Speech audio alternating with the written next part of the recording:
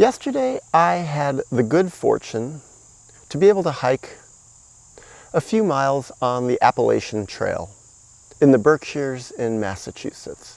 It was the first time I've ever been on the Appalachian Trail, and it was absolutely gorgeous. I was all alone out on this trail in the late afternoon. I didn't see another soul. There were occasional squirrels and birds, wild mushrooms growing everywhere. And I just loved it.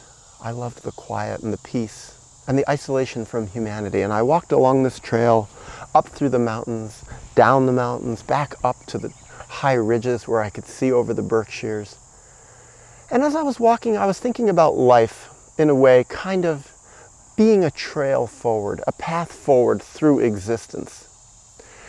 And then there was also a part of me that wanted to leave the trail, that just wanted to walk off into the forest and explore life with no trail, to follow my own path, not someone else's predetermined path. And then I thought of the number of people that don't even go into the forest at all on a trail. They just stay put in civilization, away from the wilderness, away from everything, away from isolation and solitude. And I was thinking of all of this as a metaphor for life. To me, the purpose of life is to grow, to evolve. As Henry Wadsworth Longfellow said in his poem, A Psalm of Life, not enjoyment and not sorrow is our destined end or way, but to act that each tomorrow finds us further than today. To me, that's a philosophy that I just love. And what I see in life so often is everybody starts on some sort of path, whether they're on a trail or whether they're off the trail. And they're moving forward on their path. That is the passion of babies. That is the passion of children, to grow, to fight for themselves, to be themselves, to express themselves, to learn rapidly, to absorb information, to absorb whole languages, the fundamentals of languages, multiple languages sometimes, very, very quickly, to learn about personalities and people and nature and the world, to learn about games and toys, to learn about religion even when their parents teach them that, or to learn about philosophies of life, to learn about life and death, to learn about their feelings.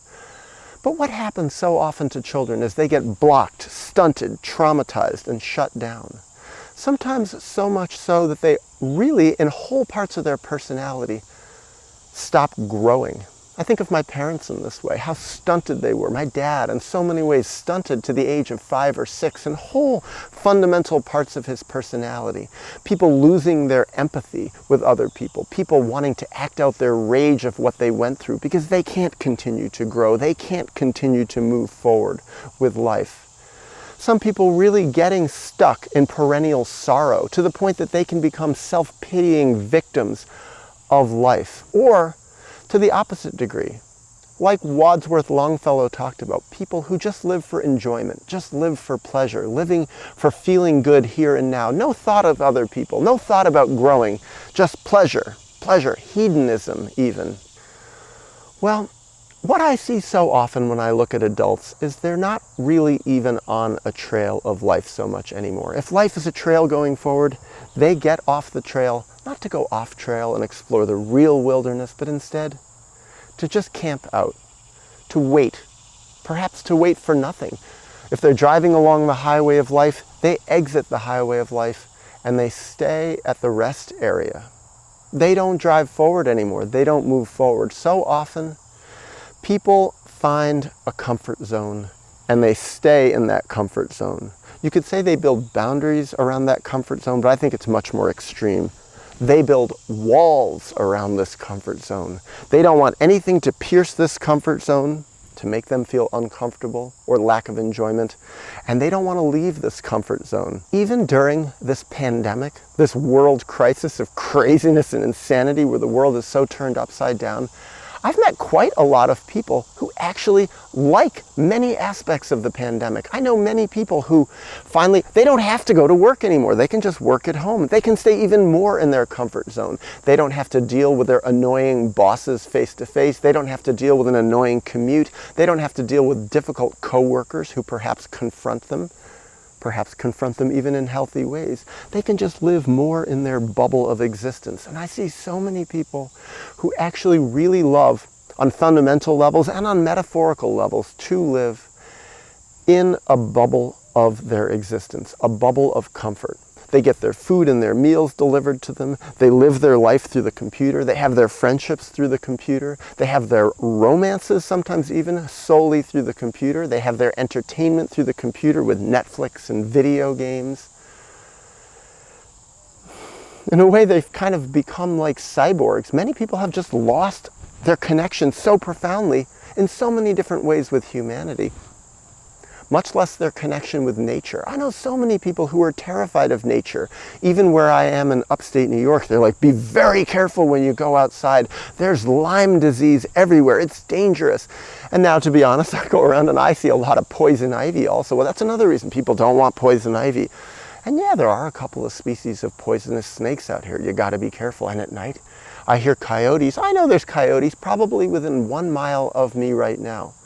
They're harmless. They're not going to do anything to me. Yeah, if I had a cat or a dog and I let them out at night, they might be at some risk. But I know people, oh no, I'm not going outside at night. It is too dangerous. And there's mice out here, and there's skunks, and maybe they have rabies. I know so many people who are just scared, or even if they're not scared of something so clear, they're just scared of the unknown.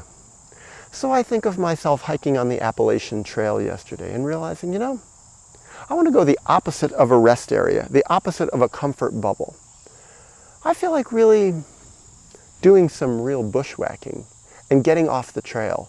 So I left the trail and I walked about 1 mile through the forest with no trail at all. And to be honest, it was a little scary at points. There were points where I was walking along and suddenly I'm like, uh-oh, there is a 40-foot drop and I'm going to have to climb down. And it's so covered with leaves, I can't even see what I'm grabbing onto. And there's big rocks sometimes that are kind of loose. And at one point, one even fell. And I had to hold vines on the way down and make sure they were alive. I had to use my brains and also my strength. It's not too often in my life at my age, nearly 50, that I'm actually doing real climbing. And I looked at my cell phone and there was no receptions. There were no bars on my cell phone. It was like, uh-oh, something bad happens to me. Nobody's going to find me. And that's a no-no. And I'm not carrying a compass. And I'm just wearing a pair of shorts. And I have just a tiny little thing of water that's already half drunk. No, no, bad Daniel, don't do this. All the world says bad, evil, stupid, if you're going to win the Darwin Award. But then I think, you know, I can combat that. I've done that a lot. I was thinking, actually, what was it? Just a year and a half ago, I was in the mountains of northern India in the Himalayas, way out in the middle of nowhere. And I was hiking alone there. And it wasn't 40 feet I was going up and down. Sometimes it was 200 feet. And sometimes it was absolutely terrifying. And I was using the same principles. Go slow. Every step, think, use your brain. And what I found is that I was so incredibly present. And sometimes I was really scared, and then I realized, and it's a great lesson for life for me, sometimes out in the world, to be scared and to realize, Daniel, if you keep being scared, this is going to kill you. I think that can be true with this pandemic sometimes. I've seen people so overcome with fear about what might happen to them that their immune system goes down. They become actually more susceptible to getting sick, or if they do get sick, it's going to be even worse, and they're in such a state of panic. Well, I've noticed sometimes being way off the trail in life, really being in a place where maybe no person has ever been before, I become very centered. I can't allow myself to become overcome with fear. I actually have to have courage. I have to dig into my inner reserves of strength. Not that I'm advising people to go out and put themselves at risk and win the Darwin Award. But for me, especially in my relationship with myself, I have a long history of being out in nature. Pushing my limits, but at the same time knowing what my limits are. You know, when I was up in the Himalayas, there was a guy who died a couple of days before I was doing some of my massive climbs out there, or walking across glaciers in the ice with a little puppy dog that I found who would follow me.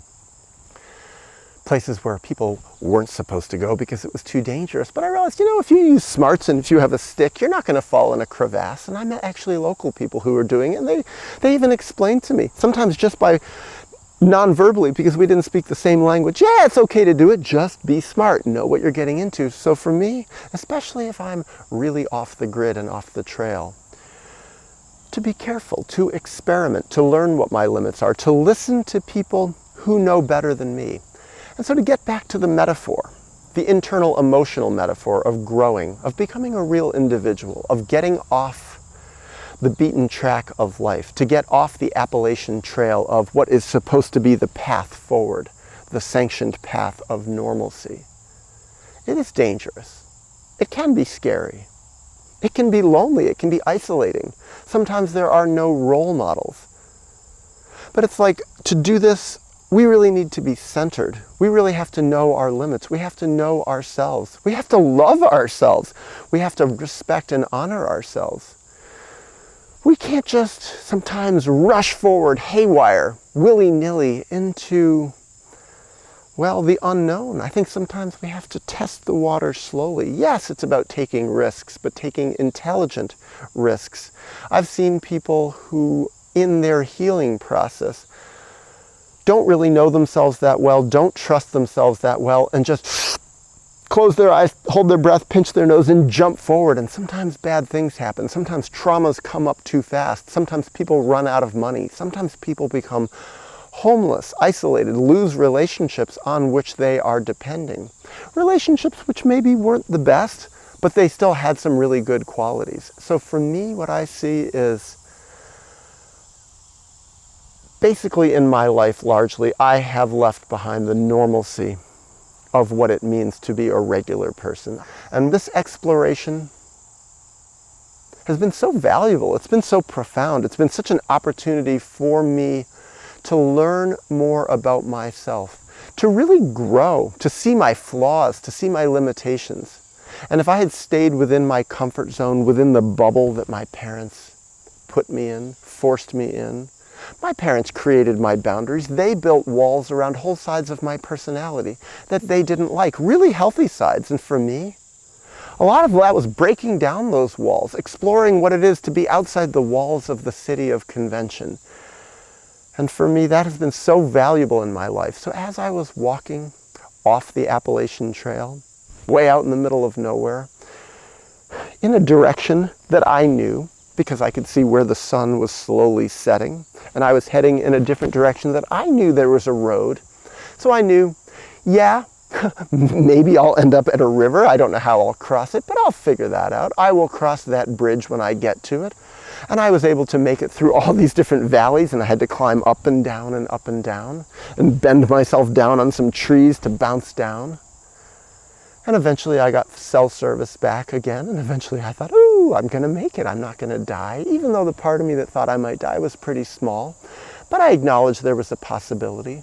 And I think we so often live in a world where people are told, never do that, never put yourself at risk, as if somehow people live in a fantasy that they will never die. And I think that is a fantasy of this first world society, that somehow we will live forever, and that nothing will take us out, and anything that might kill us is evil or bad, and that death is bad, as opposed to death being a real part of life. And death, for me, is a reminder that here I am now, and that I, to the best of my ability, want to grow and live out of my comfort zone such that I can make the most of this grand and profound existence that I have the good fortune to have right now.